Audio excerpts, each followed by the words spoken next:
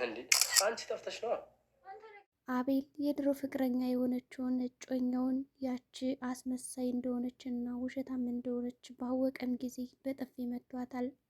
ኢዮብ የተባለው ታናሽ ወንድሙም እንግዲህ ያንን ቤት በራሱ ስም ለማዞር የተለያዩ ነገሮችን እየሰራ ይገኛል። ከዚህም መካከል አዚቲ የምትባለውን ጓደኛውን የቤት ሰራተኛ ሁና ከቤታቸው እንድትሰራ እንደዚህም አምጥቷል።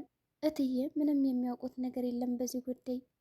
እትዬ ርብቃ የእርግዝና ምልክቶች ካየችባትም በኋላ በጣም ተደስታ ነበረ። እንዲህም ብለዋል፣ እልልል በቃ የልጅ ልጅ ላይ ነው ብለው በእልልታ ቤቱን ከቀወጡትም በኋላ አቤልም ወደ ሱቅ ወጣ ብሎ ስለነበረ ከተመለሰ በኋላ እማዬ ምንድን ነው የሰማሁት? የምታወሪው ነገር ምንድን ነው? በማለትም ጠይቋታል። አቤልም ቁጭ ካለ በኋላ በእርጋታ የሰማሁት ነገር እውነት ነው? እስኪ የተናገርሽውን ነገር አንድ ጊዜ ድገሚልኝ እማዬ በማለት ጠይቃት። እሷም ርብቃ ሳታረገዝ አትቀርም። እረ ምን አትቀርም? አረገዘች። እንዴት እንደዚህ ሊሆን ይችላል? ያው ምልክቶችን አይቼባት ነው። ምግብ ቀርቦልን ሳለ አስታውቃትና ምግቡን ጥለው ሄደች እና እርጉዝ ናት። ልጄ አደራን ርብቃን እንድትንከባከባን ነው የምፈልገው።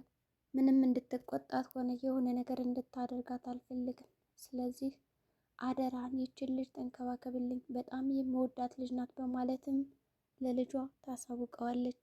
እሱም ምንም ችግር የለውም እማዬ በማለት ትዕዛዟን ፈጽሟል። ኢዮብም አብራቸው ስለነበረ ታዲያስ የት ነች ርብቃ ብሎ በጠየቀ ጊዜ ኢዮብ ወደ ውስጥ ገብታለች በማለትም ይጠቁመዋል። በቃ እኔ ሄጄ አያታለሁ በማለትም ወደ ውስጥ ይገባል። ወደ ውስጥ ከገባ በኋላ ርብቃን ያገኛታል። ደህና ነሽ እንዴ አሞሻል ብሎም ጠይቃት። እሷም እረ ደህና ነኝ፣ ያን ያክል ምንም አላመመኝም፣ ያው ጨጓራዬን ትንሽ አመም አድርጎኝ ነው እንጂ ሌላ የተለየ ነገር የለምና አታስብ በማለት ታሳውቀዋለች። እሱም እሺ በቃ ራሽን ጠብቂ በማለት እንግዲህ እንድትንከባከብ ያዛትና ይጠይቃታል። ከዛ በተጨማሪ አዚት ስላለች የምትፈልገውን ነገር ጠይቂያት ትሰጥሻለች በማለት እንግዲህ አዟታል። እትዬም እንግዲህ ገና ለገና አርግዛለች በማለት እንግዲህ ርብቃን አዚቴን ይጠሩና ቤት እያጸዳች እያለ ይኸውልሽ ልጅ ደስ የሚል ምግብ ስሪላትማ፣ እንደውም ሽንኩርት የሌለው ምግብ ነው መስራት ያለብሽ በማለት ለአዚቲ ታዛታለች። አዚቲም እንግዲህ በጠራቻ ጊዜ ወዬ ማዘሯ ብላ በግልምጫ ነበር አቤት ያለችው። ኢዮብ ሳሎን ነበረና አቤት አባባሏን አየና እንዴ ምን ተባብለን ነበረ? በስርዓት አናግሪያት እንጂ ልክ እኛ እንደምናውቀው በማለት እንግዲህ ያስጠነቅቃታል። አዚቲም እንግዲህ ወደ ራሷ ትመለስና እሺ ይቅርታ ማዘሯ ምን ነበር ያልሽኝ? በማለት እንግዲህ ትዕዛዟን ለመፈጸም መልሳ ጠየቀቻት። አዎ ሽንኩርት የሌለው ምግብ ነው ስሪ ያልኩሽ። እንዴ ደግሞ እንደዚህ አይነት ምግብ አለ እንዴ? እኔ አላቅም። አሰራሩን እንግዲህ ሹክ ካሉኝ በኋላ እሺ ችግር የለውም ልሰራ እችላለሁ በማለት አዚቲም ትዕዛዙን ፈጸመች። እንደውም እትዬ አይ ችግር የለውም ደግሞ ለዚች መስራት አክቶኝ ነው፣ እንደውም ለልጅን የሰርችን ማበላትና አንቺ ረፊ በማለት ራሷን ለመስራት ትሄዳለች ምግቡን። እሺ እማዬ ካለችን በኋላ አዚቲ ጽዳቷን ጨርሳ ወደ ስራዋ ተመለሰች። በሌላ በኩል እንግዲህ ምግቡንም ከሰጠቻት በኋላ ለእርግብ ማለቴ ርብቃም እንዴ እማዬ ይሄን ያክል እኮ በቃ መድከም የለብሽም ነበረ፣ ቀለል ያለ ነገር ነው ያመመኝ በማለት እንግዲህ ትነግራታለች።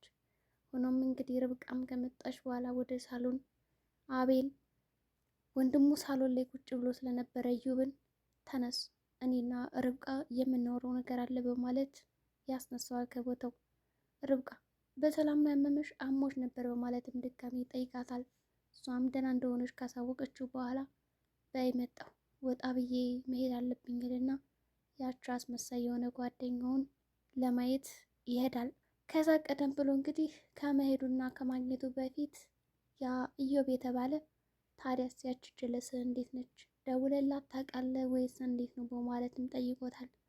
አይ ደውዬላት አላውቅም፣ ባይገርም እማዬ ይሄን ኃላፊነት ከሰጠች በኋላ እና ርብቃን እንድንከባከብ ከሰጠች በኋላ ምንም አይነት ጊዜ እየሰጧት አይደለም። እንዴ ጀለሴ በኋላ ላሽ እንዳትለ ያችልሽ ጠብቅ አድርገ ብትይዛት የተሻለ ነው እያለ መምከር ጀመረ። እሱስ ልክ ነው፣ እንደውም ልደውልላትና እስኪ እንገናኝልና ስልክ ይደውልላታል። አጅሬትም እንግዲህ ፏዝንጥ ብላ ጓጓም ነበር የጠበቀችው። ሄሎ ይላል ደውሎላት ስልኩን። እንዴት ነሽ ደህና ነሽ ካለም በኋላ ዛሬ ምን ይመስልሻል ጥሩ ጊዜ ብናሳልፍና ብንገናኝለታል።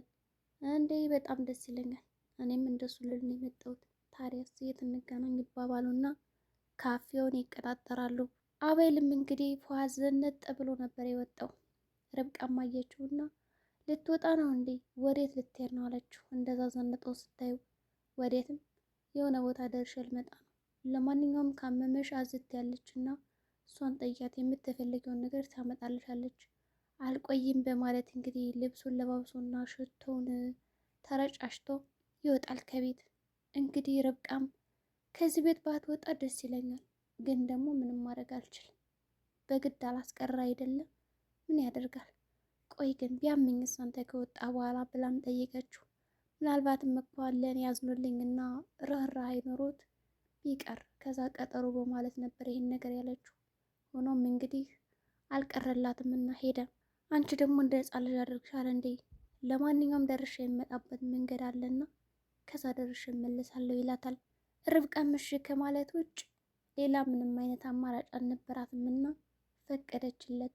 ሆኖም ተገናኘው። ታዲያስ እንዴት ነሽ በማለት እንግዲህ በደስታ ያቺ ፍቅረኛውን እቅፍ ያረጋታል። እሷም እኔ በጣም ደህና ነኝ ናፍቅ ያለው እያለች እንግዲህ የማስተባበያ ቃላቶችን እና የውሸት ቃላቶችን እንደምትወደው ትገልጽለታለች። እንግዲህ አቤል እኔም በጣም ማመሰግነው ደግሞ እንዴት ናት ያቺ ርብቃ ቤታችሁን ለቅ አልወጣችም እንዴ? ግን ከዚህ በፊት የተፈጠረውን ነገር ወይም ደግሞ አንተ እንደዛ እንደበደልካትና እንደደበደብካት ወይም ደግሞ ገፍትረ እንደጣልካት ለምን ለእናትህ አልተናገረችብም ትለዋለች። እኔ እንጃ እኔ ራሱ በጣም ገርሞኛል ለምን እንዳልተናገረችብኝ ብሎ ርብቃን ለማሰብ ወደኋላ መለስ ይላል። በዚህ ቅጽበት እንግዲህ ከፍቅረኛው ስልክ ላይ የሆነ ቴክስት ይገባለታል። ቴክስቱም እንደዚህ ይላል። የኔ ውድ በጣም ነው የምወድሽ የማፈቅርሽ እና ይህን የማስመሰል ስራሽን ቀጥይበት። ከወዲሁ ምንም አይነት ነገር ማወቅ የለበትም። አንዳችን ፍንጭ እንዳሰጪው ላቤልና ስራሽን በአግባቡ መወጣት አለብሽ። የተሰጠሽ ኃላፊነት ቀላል አይደለም። ስለዚህ በደንብ ስሪ በማለት ያ ቴክስት ይገባላታል። እንግዲህ አቤልም ማንም ይደውልልሽ ማንም ሜሴጅ የሚጽፍልሽ በማለትም ጠይቋት ነበረ። ነገር ግን አስመሳዩ ፍቅረኛው ማንም አጎቴ ነው ከውጭ ሀገር እንደመጣ ነግሬህ አይደል እንዴ? ምንድን ነው እንደዚህ የምታካብደው በማለት ነገረችው። ወዲያውኑ አቤል ይነቃና ስልኳን ምንጥቅ ያደርጋታል። ቴክስቱንም ያነበዋል። ለካ እንደዚህ ነው ነገሩ። ከኔ ጋር ስትሆኝ አጎቴ ትኛለሽ፣ ከእሱ ጋር ስትሆኝ ደግሞ ልክ እንደሚስቱ ያደርግሻል አይደል ይልና በጥፊ አጩሏት ይነሳል። እሷም እንግዲህ እንደዚህማ ልታደርገኝ አይገባም፣ እባክን ተረዳኝ ላስረዳህ ለማለት እንግዲህ ሄዳ ከጉልበቱ ስር ውድቅ አለች። ተንበረከከችም። አቤል ግን ምንም አልሰማሽም፣ ከአሁን በኋላ ከፊቴ ድርሽ እንዳትይ በማለት ገፍትሯት ይሄዳል። እንግዲህ ያች አስመሳይ ፍቅረኛው ቁጭ ብላ ከወደቀችበትና ከተገፈተረችበት እንባዋን እያዘራች ትገኛለች። አቤልም በጣም ተናዶ ስለነበረ በቃ የሆነ መጠጥማ መጠጥ አለብኝ ልና የሆነ ሆቴል ሄድና መጠጦችን ይጠጣል። እንግዲህ 1-2 ብርጭቆ ሲል ጭብስ ብሎም ሰክሯል። ወደ ቤት ለመምጣትም ግራ ገብት ተብሎታል። በሌላ በኩል እንግዲህ የትዬ እርግብ ወይም ርብቃን ከቤት ጥላት ነበር ሄደችው። ለአዝቴ አደራ ተሰጥታለች። ስልክ ደወለችና ዛሬ አልመጣም መሸብኝ የሄድኩበት ጉዳይና አዘቴ ትንከባከብሽ፣ ነገ በጠዋቱ እመጣለሁ ልጄ ብላ ስልኩን ትዘጋላታለች። እንግዲህ ርብቃም እሽማዬ በማለት እንግዲህ ትታዘዛታለች። ታዲያስ አቤል አለ እንዴ ስትላት አቤል መጥቷል ተኝቷል ነበር ያለቻት። ውጭ እንደቆየም ወይም ደግሞ እንዳመሸም አላሳወቀቻትም። እሺ ልጅ በይደና አድሪ በማለት ስልኩን ዘጋችው። አቤልም መጣ ቆይቶ ጭብስ ብሎም ሰክሯል። አዝቲም እንግዲህ ኔራት ብላ ጠበቀቻት። ርብቃም እንግዲህ አዝቲ ይሄ ቤት እንደ ቤትሽ ነው እሺ፣ እኔንም ልክ እንደ ትሽይኝ የሚያስፈልገሽ ነገር ካለ ጠይቅኝ እኔ እሰጥሻለሁ አታስቢ በማለት አሳወቀቻት። እንግዲህ አዝቲ ከዚህ ቤት የደብረሽ ነገር ካለ በግልጽ ንገሪኝ ብላታለች ርብቃ። አዝቲም በጣም አሪፍ ቤት ነው ምንም አይልም አለቻት። አቤልም ከመጣ በኋላ ሰክሮ እየተንገዳገደ ከገባ በኋላ እኔን ጥለሽኝ ተኝተሻል አይደለም ገና ሳልመጣ ብሎ ይጮህባታል። በተቃራኒው እሷ እኮ ቁጭ ብላ ስትጠብቀው ነው ያመሸች። አንዴ ሳሎን፣ አንዴ መኝታ ክፍል እሱን ሳላይ አልተኛም በማለት ቁጭ ብላ ነው ያደረችው። በመጨረሻም እንግዲህ ታስተኛውና ለመውጣት ሲሞክር አትውጭ ይላታል። ሰላም ጤና ይስጥልኝ ቻናል ቤተሰቦች፣ ለዚህ ቻናል አዲስ ከሆኑ ሰብስክራይብ ያድርጉ። በቀጣይ ቪዲዮ እስከምንገናኝ መልካም ጊዜ ይሆንላችሁ።